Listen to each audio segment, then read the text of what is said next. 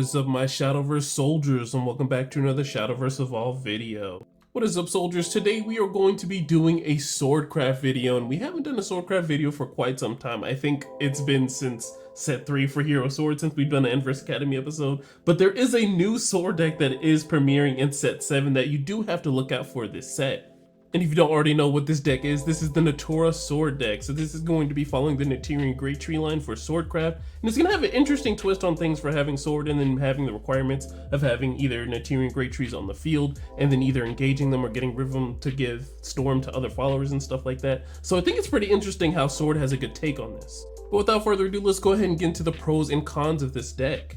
Alright, so looking at the pros and cons, we have Storm, big damage, filter, and then buff. And along with the cons, we have setup, board space, and then no real draws. So looking at our first pro, of course, if we're going to be playing a Swordcraft deck, we really need a big follower that has some good Storm. And there's a lot of Storm followers in this deck that can really storm your opponent down for some decent damage in the mid game, and then even more damage in the late game.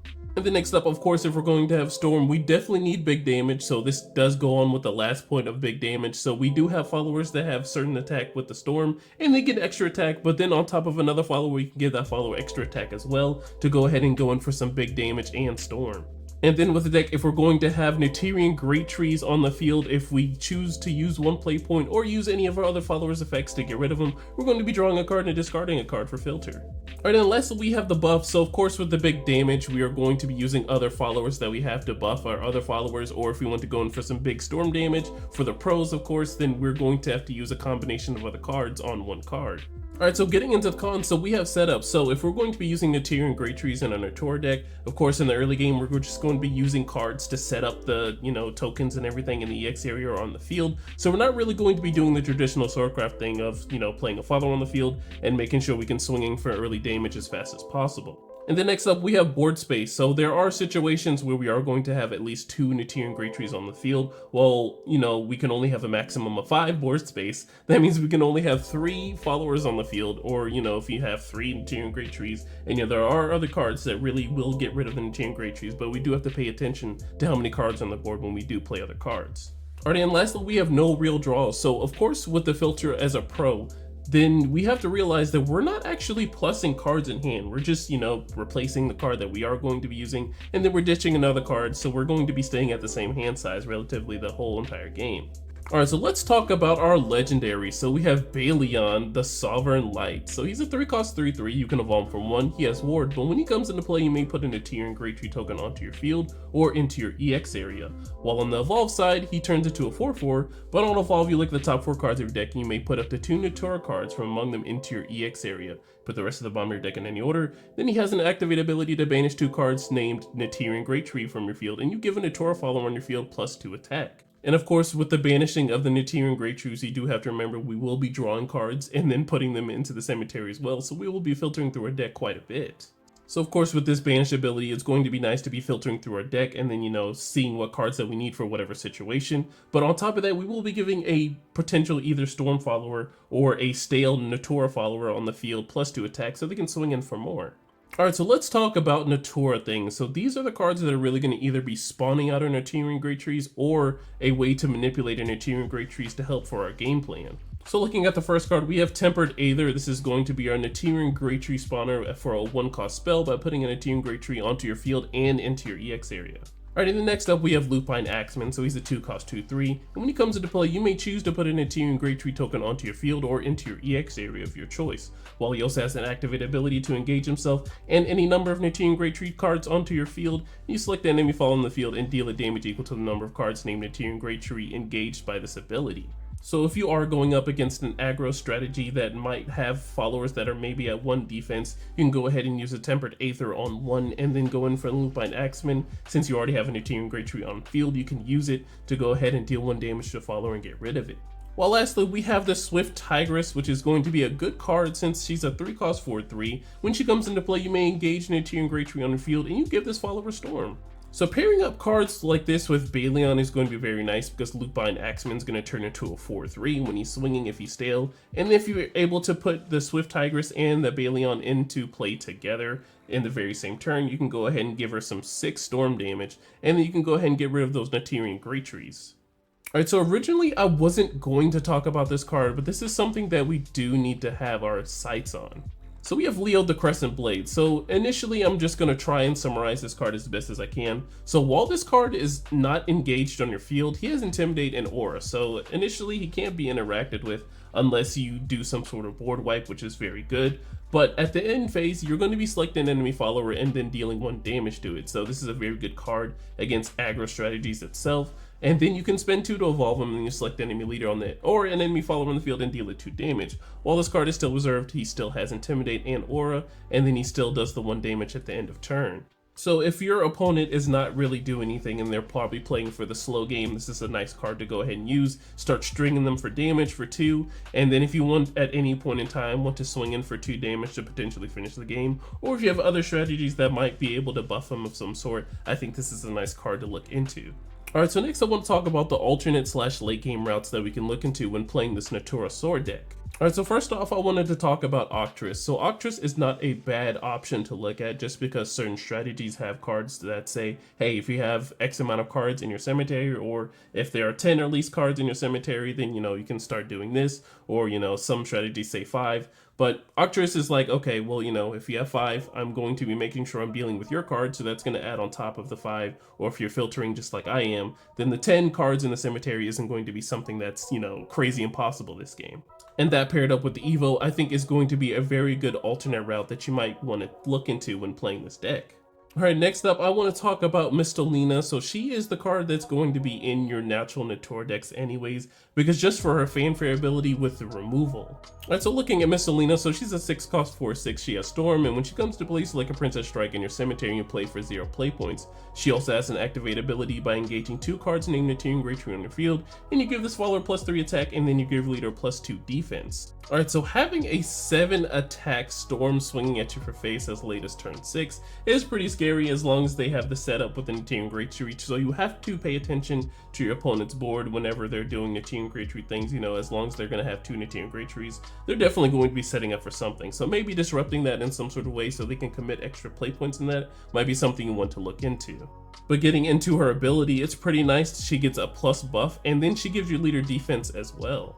And then lastly, it would be criminal if we didn't mention our GOAT Leonidas, because that's what we represent on this channel for Sparta's Evo. But it's very nice that Leonidas can still hold a spot in this meta, just because, once he's done his resolved and everything, some people might have a hard time removing Leonidas because this is a big card you have to worry about. There's only really 1, maybe 2 matchups you really need to worry about when getting his last words off for Leonidas. And yes, I know with other decks they are going to be using Techno Lords and stuff to go ahead and get rid of your amulets, but if you pair it up nicely and make sure that you're in a pretty good position to go ahead and go for your Leonidas, we're only going to be using maybe like 1 of them in the deck because we're going to be focused on cards like Mistolina and stuff like that. But Mistolina paired up with Leonidas' resolve, that's a lot of damage in 1 turn. Alright, so next let's talk about the removal for the deck. So Swordcraft has definitely come a long way in terms of removal. So back in the day, if you remember a long time ago, I know your backs are probably hurting thinking about how Swordcraft was early on in the day. We only had 1 really good card that really deal with a lot of followers, like Unbridled Fury for the amount of cards you have on the field. Now we have lots of removal options that we can look into now. Alright, so looking at the first card, we have Princess's Strike. So it's a 1 cost quick spell, which is free. You can use from your cemetery when playing the Mistolina. So you select the enemy follower on the field and deal it 2 damage, and if there's a Mistolina on your field, deal 6 damage instead.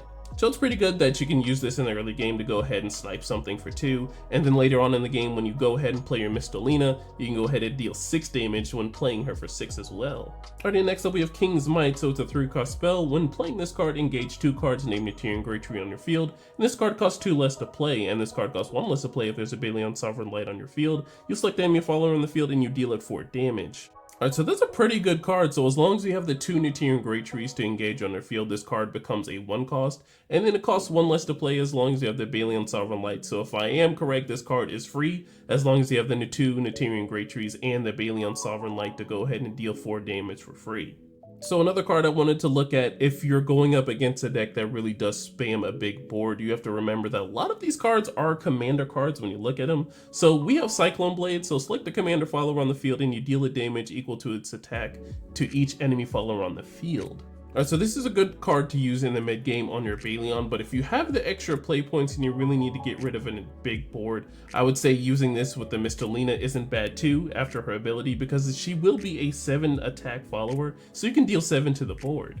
And then lastly, we have Viridia Magna. So this is going to be a hard removal card with Rush, Assailant, Bane. So swinging at this at any follower, we'll just go ahead and remove it. And then with our last words, as long as she's not being banished, you can banish Natirian Great Tree. As long as you have that on the field, you can go ahead and evolve her for free. So what would our deck be without neutral cards help? So we have cards like Colorful Cook that's really going to help us out in the early game by spawning out Natirian Great Trees and then also healing us. And then last words by helping us filter by getting rid of neutral cards we don't need in the moment and then drawing a card.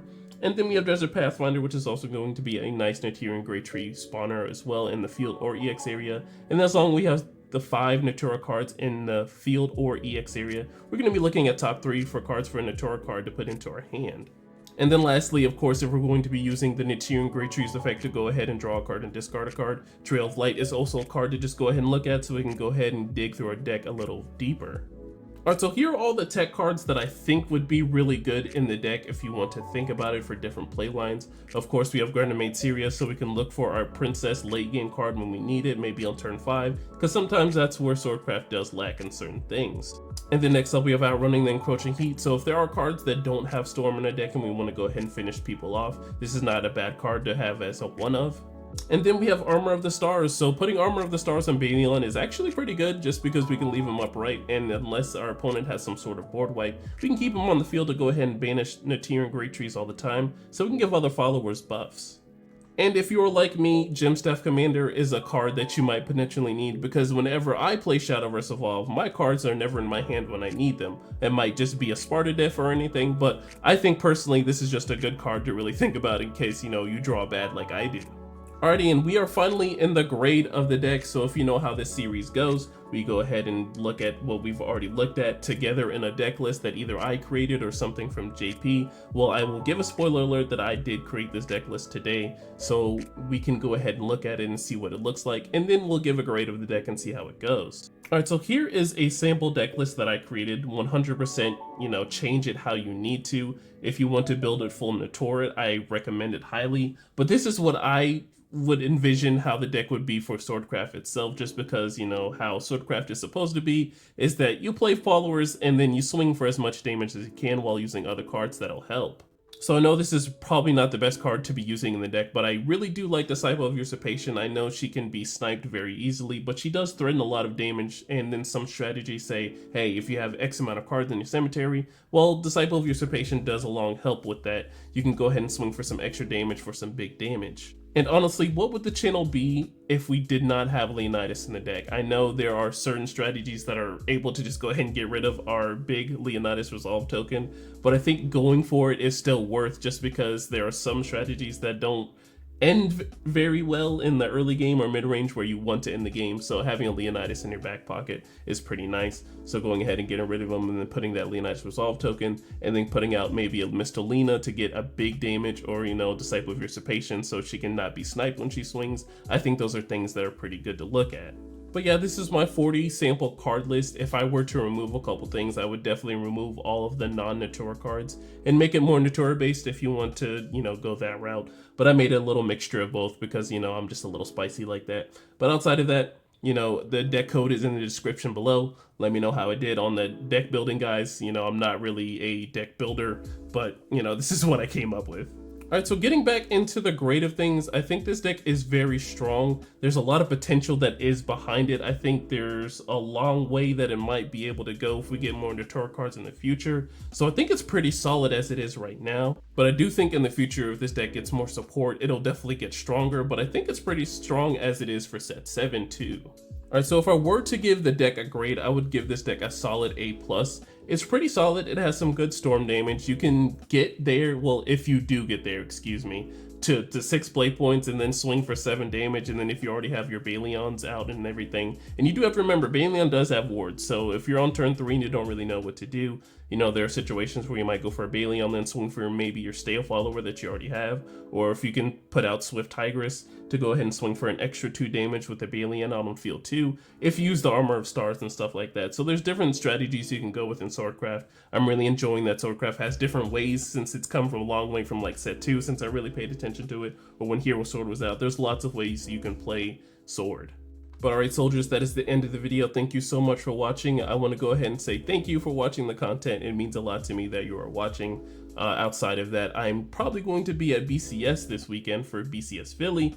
And before that, I want to go ahead and do the Haven and Verse Academy episode. And then I want to knock out a probably competitive tutorial or like competitive guide to really look into competitive Shadowverse. I think I want to go ahead and start doing step-up videos like that. That'll probably get some other people interested in going to these events, or, you know, putting more love into Shadowverse for competitive play. But alright soldiers, be safe in whatever you do tonight, and be safe whatever you do for the rest of the year. Make sure to like, comment, and subscribe, and I will see you in the next one. Bye. Yeah. TRINN. Just to get you away. What I got to do, what I got to do.